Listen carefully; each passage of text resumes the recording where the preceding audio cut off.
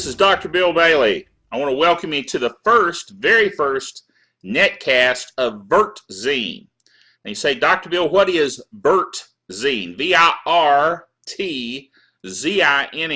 It's virtualization and magazine compacted into one word, VirtZine.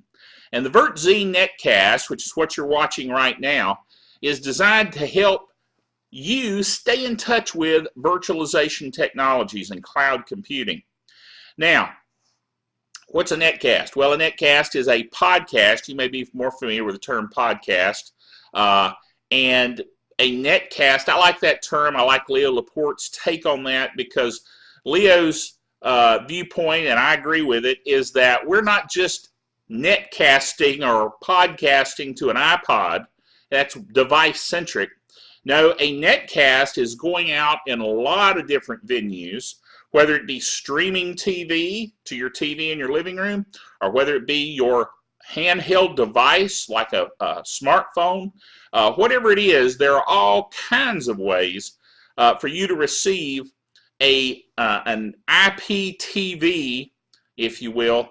There's another term, IPTV being Internet Protocol Television, streamed to you through whatever device you happen to be using. So the VirtZine netcast is an opportunity for you to find out more about virtualization technologies and cloud computing.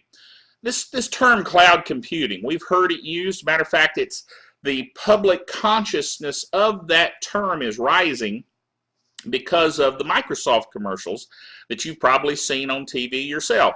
You have some family, maybe sitting in an airport or whatever, and they're delayed and they don't know what to do, so they go to the cloud. And the cloud allows them to watch videos like we were talking about, something like a netcast.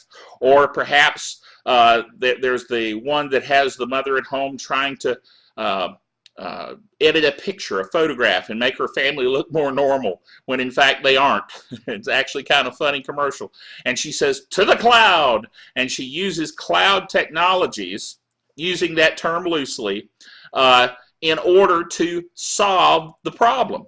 Now in this case, this is a normal family that is using cloud computing concepts to solve personal problems and issues, which is where I think we're headed. I think virtualization and cloud computing is going to come down to the individual, personal, family, home environment. I'm sitting here in my living room, and it's going to be less the venue of geeks like myself that are computer geeks that are in the industry and have been. I've been in the computer industry for over 30 years now.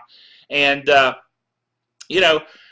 we've been dealing with electronics and computers and networking and technologies of all types that most people, their eyes just glaze over and they don't care about such things.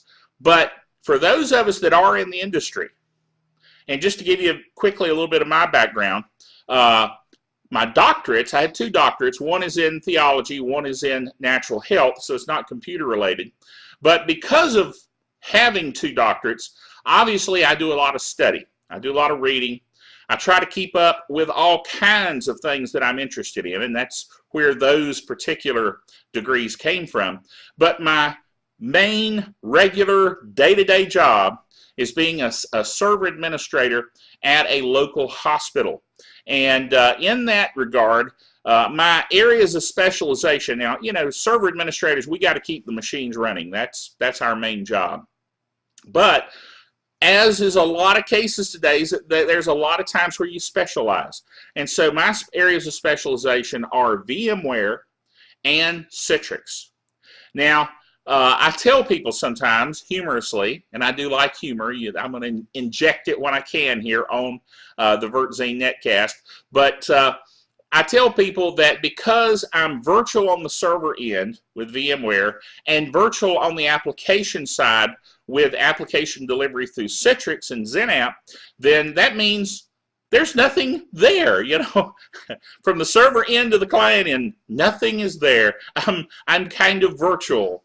Well, I'm not personally virtual, at least not that I'm aware of, but I do enjoy dealing with virtualization concepts and technologies And as you can tell, 30 years in the industry, I've had a lot of water go under the bridge. Let's put it that way. At any rate, what I want to talk about on the VirtZine netcast and in the VirtZine website, which, by the way, VirtZine.com, that is the magazine of an online magazine, I should say, of virtualization and cloud computing. That's our goal. That's our purpose. That's what we want to do. We want to have product reviews. We want to have interviews. I want to do video interviews with people in the industry and those that are actually using these technologies. But more than that, I don't want it to be just a tech head, gearhead show, although there'll be some technology there. What I also want it to be is a way to get into the social aspects or how it affects society in terms of the use of virtualization, cloud computing, and some of these new technologies. How is it impacting you as an individual? How are you personally using these technologies? Both as a technology professional, if that's your area, or as, let's say, a mechanic. These days, mechanics are becoming more and more technically adept because cars have computers in them and other forms of technology. They're having to learn to use diagnostic tools that are computer-based. They've been having to kind of spin up their knowledge of all kinds of technologies other than just the old classic idea of, greasy guy with a wrench. Now they need to be computer technicians as well. That's just one area that I think is an example of where technology has encroached, from some people's point of view, into their job. Or some people would say, wow, it's so much easier and so much nicer to have these technologies available. I'm all for it. Whatever your view is on that, we want to cover how it impacts you, your job, and your family. Because as the Microsoft commercials point out about going to the cloud, there are ways that it affects you personally and as a family. So these are areas we want to get into on the VirtZine netcast and in the VirtZine website. Let's go to that website. I want to talk about a few things there in this very first issue. And of course, we're in the early stages, so bear with me here. First article, we just talk about welcoming you to this new venture for us. And then the second article is where we start really kind of beginning to get into what I'm talking about here. The iPad 2 is here. Are you ready for the user demand? Now this, I'm speaking to technologists, people like myself, that are working in an enterprise computing situation, and you have heard people come to you and say, I want to use my iPad at work. I want to be able to access my desktop off of my iPad, things of that nature. They're beginning to demand things of you as a technologist. How do I virtualize those applications so that the user can have it on a tablet device or some other device, or a smartphone? These days, you can get a smartphone. I've got one charging. I'm not going to pull it off the charger for the just to hold it in my hand. But the point is, I've got a smartphone that's a Droid X Android operating system.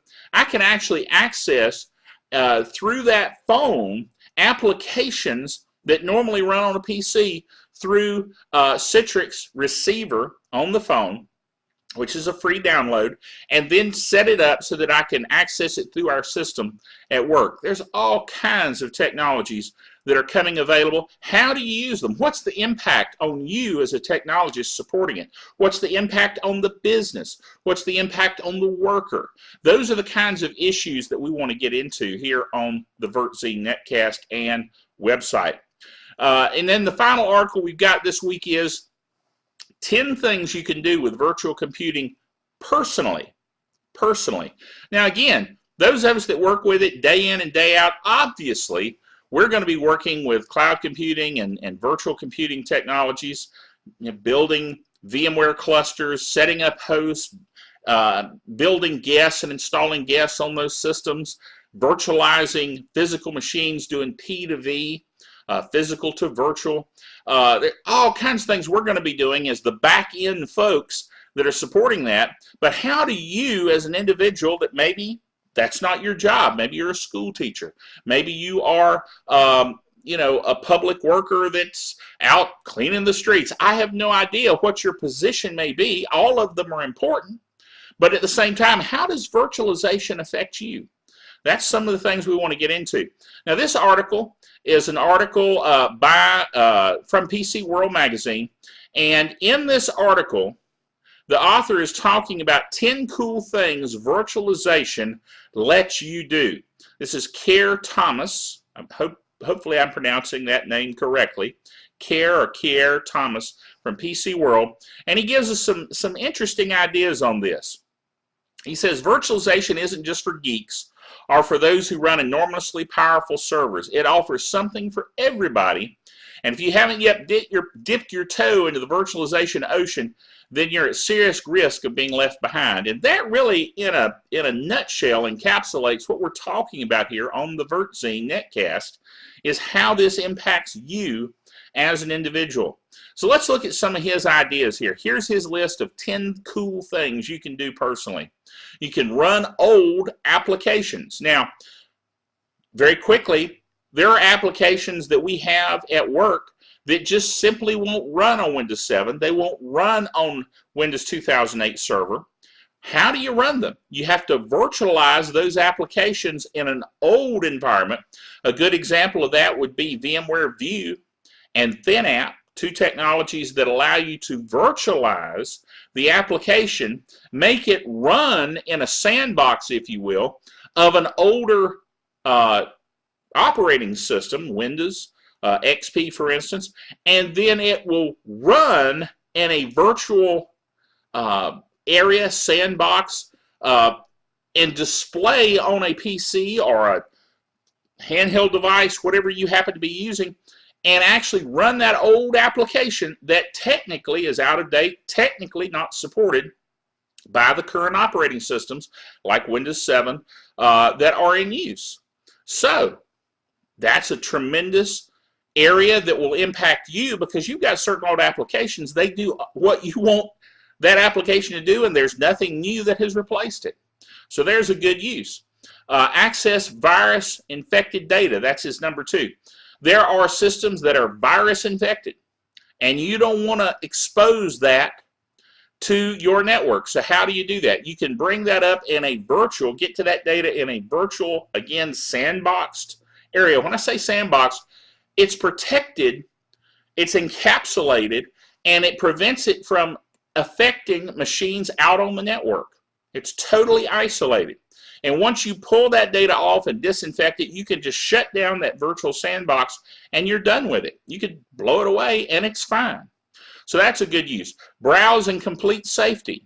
Because again, you're in that little sandbox, you're protected. So if you were to hit something, a phishing attack or a hijacking attack, it's not going to affect your system permanently. So there's a good area and a good example. Number 4, test software upgrades and new configurations on a virtual box. Doesn't affect your production system. Number 5, run Linux on top of Windows or vice versa. Now I love Linux and I use Windows regularly. Actually, I'm much more pleased with Windows 7 than I have been with any version of Windows in a long, long time. And believe me, I've seen them all the way back. Working with it for 30 years, I've seen a lot of versions of Windows. But I really like Windows 7 pretty well. But you can run Linux on Windows, you can run Windows on Linux in a virtual setting, which is pretty neat. Number 6, back up entire operating systems virtually. Number 7, create a personal cloud computer. We're going to be talking about that in future netcasts, how you can create a personal cloud computer and virtualize your technology, your personal files and technology, and make them available anywhere at any time. Number 8, run headless for web development. Pretty neat situation there. I'm going to quickly go through the rest of these. Number 9, make a backup of your server for emergencies. Number 10, reuse old hardware. Now there's one that I'm working on right now, is being able to pull in old hardware, turn them into terminals, and use them in a terminal environment, a virtualized environment, to where the user still gets their job done, but they're using older machines that just don't have the horsepower to run some of the new applications that require so much more of a computer. So why not run them on really heavy, large, powerful servers in the data center where they're protected and they're managed, and that user can run those applications, and yet locally, their local PC might be an old PC that all it needs to do is run the client that taps into that virtual instance that they're accessing. It's pretty neat stuff. So I'm hoping that this information will be good for you, for your business, for your family. Join us next time, and remember, until then, keep your head in the cloud.